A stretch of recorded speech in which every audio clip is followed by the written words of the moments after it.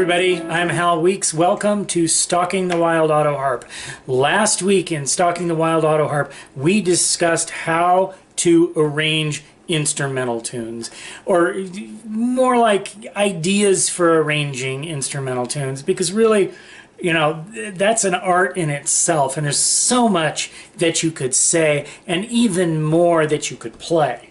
Okay, songs, oh my gosh, it's even worse. There's just so much. I could do a whole series about song. I'm just gonna put my Autoharp down for a minute and pick up my pad, because I made some talking points, and I just want to discuss them with you, and you know, see what you think about these things, and feel free to chime in. All right, first of all, you need, in arranging a song and putting it together and making something a little bit more tasteful, more polished, more finished, thinking things out in advance, maybe jotting down notes in the margins of your lyrics or something like that, so that you can practice playing it the same way round each time. That will help. All right, and consider, first of all, how repetitive is the song already? Because part of what we do in arranging is we're trying to avoid the listener getting bored. So we're always trying to pop in something new pretty much every time we go around the horn, because there is a repetition in a song, okay? Some songs repeat the same chord structure and melody for both the chorus and the verse. Some songs don't have a chorus, they just have verse after verse after verse after verse. But it's always the same verse, all right? Some have a different chorus and verse, and it goes chorus, verse, chorus, verse, chorus, verse. Some have chorus, verse, bridge, chorus, verse, or bridge, verse, chorus, and so on. So ask yourself, how repetitive is the song? And something else to ask yourself is, does the song tell a story? One of my favorite kinds of songs is, well, I love story songs and I love stories, but because of my memory, I like songs that it doesn't matter if you get some of the verses transposed with each other. There's a lot of songs like that, because each verse is like a standalone, and so if you're singing along and you remember this verse, great, sing it. Remember this verse, great, sing it. Doesn't really matter which is first, which is second, which is third. But if you're doing a story song, you got to keep those in order. So that's hardwired into the song that you are arranging, okay? So you want to think about those things. When you are arranging a song, like when you're arranging an instrumental, less is more, all right? Don't get too busy with what you're doing underneath the vocal, all right? Because the vocal in a song reigns supreme, all right? And so you want to be nice and spacious and understated in what is going on underneath while the vocal is going on, so that the vocal pops right out. And by the way, bring down the volume of your Autoharp, okay? If you've just come off a solo and then you're going to start singing again, drop your Autoharp volume. Drop its busyness in texture so that it's a lot more open while you are singing. Do that every time. Practice. Set up a recorder and listen to yourself.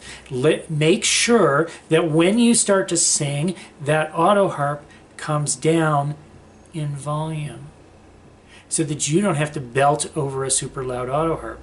You can always tell the pros from the cons. in the way they do this. All right? And anybody who's in your band backing you up when you're singing a song should drop when you have the lead or when you have the vocal. That's how it's done and how it should be done. All right? So keep it sparse underneath your vocal. All right? Melody fills. All right? Now this is something else I've discussed in other videos. All right? But melody fills are when there is the melody takes a pause, and so you put in a little melody lick on your harp and then drop it away. All right? An aspect of arrangement. And you might not bring that in right away. You might save that for the second time around the verse, or even the third time around the verse, so that you're doing, let's see, Satisfied Mind with melody fills. Oh, how many times have you heard someone say, if I had his money, I'd do things my way. How little they know, it's so hard to find what rich men intend with a satisfied mind. Those are melody fills, little bits of melody that go in between the vocals. All right? So another aspect of arranging is the little melody fills. Also then, where and if to add an instrumental. Again, you're avoiding boredom. You want to do some change-ups. So you do your first verse, chorus, first verse, chorus, maybe your bridge, and then more singing or not, come out of your bridge, maybe into an instrumental.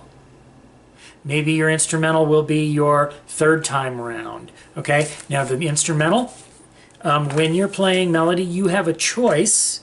You can play the melody of the song, which is what a lot of people do. And that's certainly a tasteful way to do it.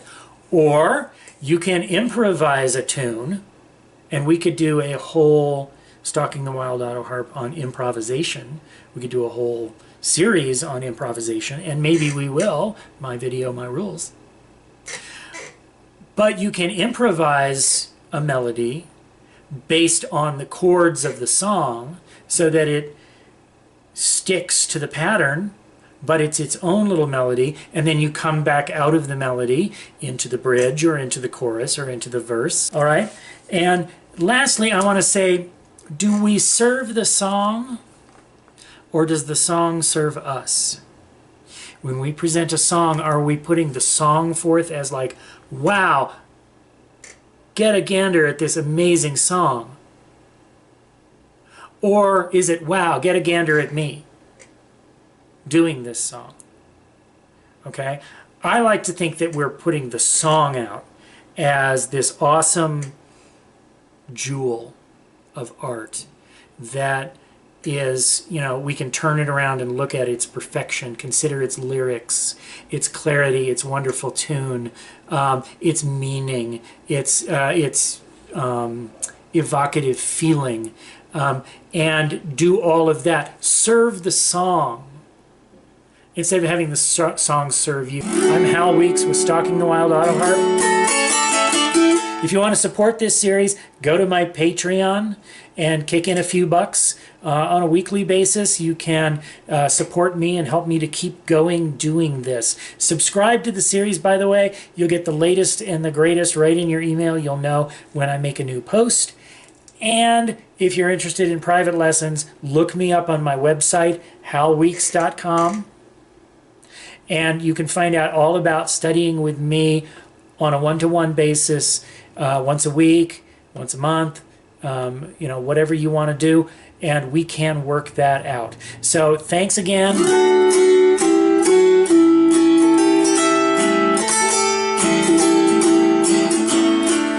Al Weeks for Stalking the Wild Autoharp, and we will see you next week.